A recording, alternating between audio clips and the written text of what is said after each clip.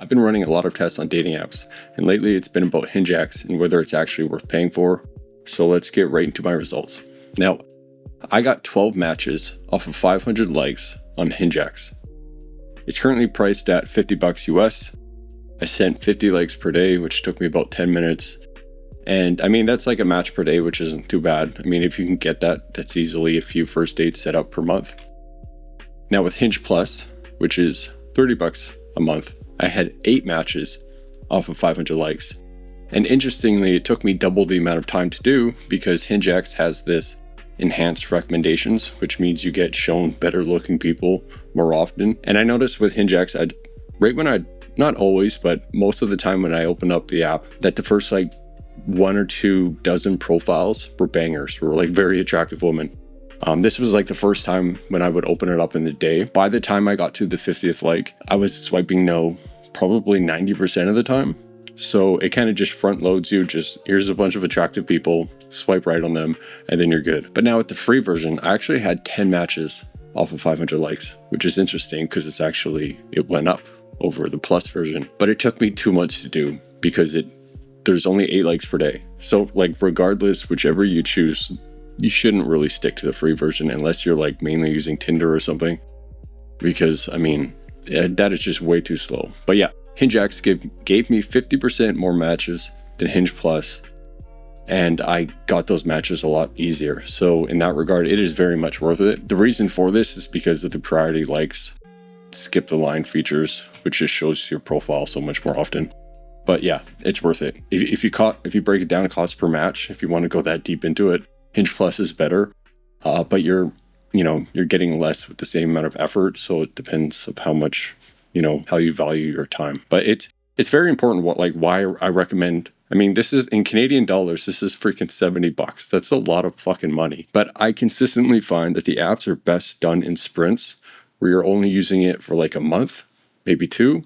So the cost isn't too bad. And you just kind of go hard at it. You get like a few months worth of likes into a single month. So, I mean, maybe even 100 per day. A 50 is a pretty good baseline. But then you should have dates set up from that. Like actually stay consistent with it, stick to it. You're doing it in a sprint, maybe 1 month, maybe 2, and then you're either dating someone or maybe something casual set up and you're not paying month over month. And then if you want to go back later on, the apps will actually replenish because that's a big thing. I'm already noticing it like right now. I'm seeing the same profiles over and over again.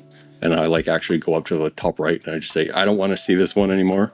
Just like certain ones that I'm like, why are you showing me this? Basically. But how does this compare to Tinder? Well, using the exactly same pictures and everything, I got half the amount of matches on Tinder Platinum than Hinge X.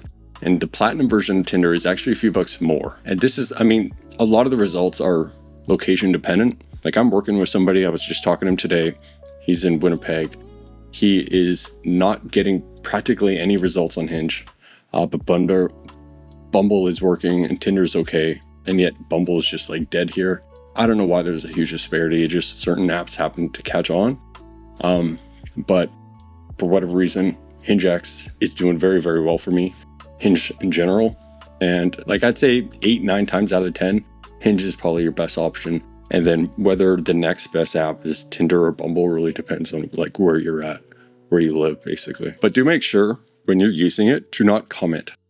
They are a waste of time. I already knew this going in when I'm liking somebody, there's a bit of a routine that I've developed. I'm pretty quick with it. I'm just like, yes, no, yes, yes, no, no, yes. But if I'm stopping to comment, for one thing, that's not going to change whether or not they're attracted to me.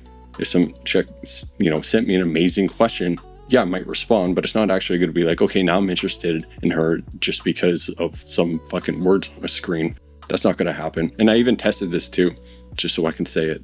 I sent 70 comments. And the funny thing is, I actually got no responses from it. And some are very genuine comments, like something they said in their profile, which actually piqued my interest that I actually wanted to ask them a question about. Other ones were just reactions to their picture if they're doing something cool in it or whatever. But yeah, no responses, which is interesting. And it just probably takes like 5 or 10 times more effort or more time to actually like go down and look at, okay, what can I comment on or whatever.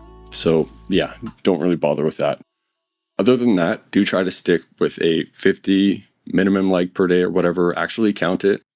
Very important. Just like get your reps in, do it, and then, move off or whatever. Try to set up a date within 3 days of chatting, because a ton of them will just fizzle out.